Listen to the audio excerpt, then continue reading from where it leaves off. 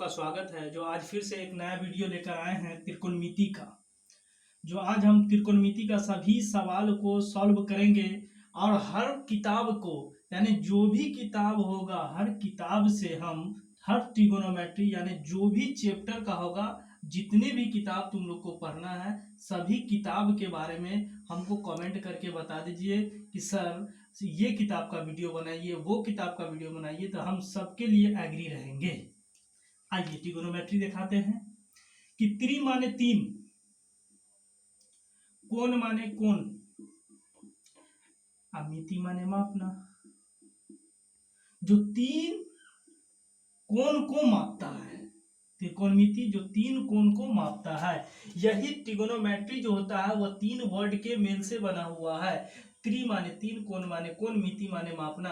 और हर त्रिभुज को अगर अभी बनाते हैं, ये एक राइट एंगल है समकोण त्रिभुज, ये समकोण त्रिभुज बनाते हैं यानी कि दो समकोण त्रिभुज, हमेशा याद रखिएगा ट्रिगोनोमेट्री हमेशा समकोण त्रिभुज में बनता है, यानी ए बी सी।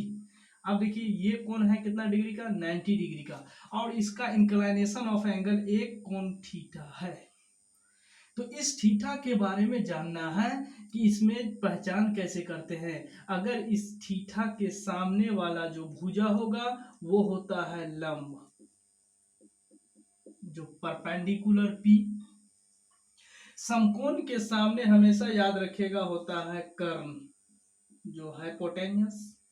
अब बाकी जो भुजा बच जाता है उसी को कहते हैं आधार यानी बेस। तो हम इस कोण को अगर थीटा माने हैं तो इसके सामने वाला पी। अब देखिए इसी प्रकार एक बार और समझिए, चलिए ए बी सी, हम इस दफा चेंज करेंगे। अब इस कोण का इसका इंक्लिनेशन ऑफ एंगल थीटा है। अभी हम इसको थीटा माने थे, अब हम इसको थीटा माने थे, तो क्या बोले थे कि थीटा के सामने वाला भुजा जो होता है वह होता है लंब होता है। क्या होता है? लंब होता है, यानी परपेंडिकुलर। समकोण दोनों त्रिभुज हो यानी दोनों एंगल जिसको भी मानिएगा वह कर्ण दोनों में सेम होगा, हाइपोटेनियस। अब बाकी भुजा ये बच गया तो इसको मानेंगे आधार यानी बेस। कोई दिक्कत? आइए एक बार और फिर दिखा देते हैं। थीटा के सामने वाले भुजा को लंब कहेंगे, समकोण के सामने वाले भुजा को कर्ण कहेंगे, बाकी जो भुजा बच जाए उसको आधार बोलेंगे। थीटा के सामने वाले भुजा को लंब, समकोण के सामने होता है कर्ण, बाकी जो भुजा बच जाता है उसको आधार बोलेंगे। और आइए इसके बीच ये तीन बात होगी, पी बी एच, यानी लंब, आधार, कर्ण।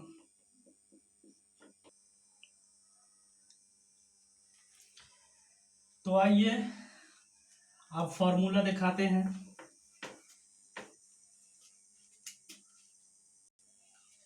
तो आइए ये तीन बात हम बोले थे, पी बी एच, इस चैप्टर का ये तीन बात याद रखिए, पी बी एच, क्योंकि यही तीनों चीज काम करता है। यानी कि पी एक लंब होता है, आधार होता है, और एच जो होता है वह कर्ण होता है। यही तीनों चीज पर ये चैप्टर नाचता है। आइए जबान पे तोड़िए, साइन थीटा पी बट्टा एच, कॉस थीटा बी बट्टा एच, टेन थीटा पी बट्टा बी। फिर आइए कॉसेक थीटा एच बट्टा पी, सेक थीटा एच बट्टा बी, और कॉट थीटा होता है बी बट्टा पी। ये हमेशा किताब वाला याद रखिएगा, ये तीन चीज में से दो चीज देगा, तीसरा चीज निकालने के लिए कहेगा। हो सकता है ये दो दे, ये निकालना हो, ये दो दे, ये निकालना हो, ये दे और ये निकालना हो। तो अब तीन चीज यानी कि ये 6 फॉर्मूला है sine cos tan cosec sec cot का। अब जानिए कि ये तीनों चीज में से अगर दो चीज देगा तो तीसरा कैसे निकालेंगे। तो उसका फॉर्मूला है पी, दो चीज दिया रहेगा, अगर पी निकालना हो तो पी निकालने का फॉर्मूला होता है H square minus B square. B हो तो बी बराबर होता है H square minus P square. अगर एच निकालना हो तो root under B square plus B square.